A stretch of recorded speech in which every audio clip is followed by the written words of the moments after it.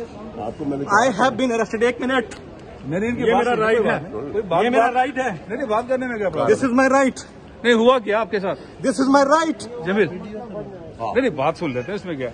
हाँ जमील, कोई परेशानी की बात नहीं है। होम मिनिस्ट्री के ऑर्डर पे हाँ, just because I am speaking the truth कोई परेशानी की बात नहीं। टॉर्चर आप किया, बहादुर हो। मुझे नंगा किया गया है, मेरे कपड़े उतारे, मेरे चपेटें मारी गई हैं।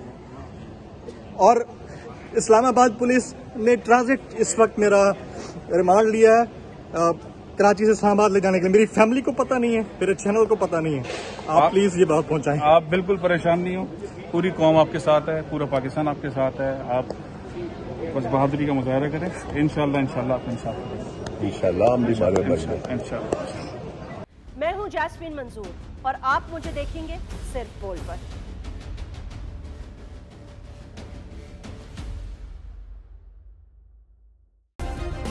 सब्सक्राइब करें और बेल दबाएं ताकि कोई खबर रह न जाए।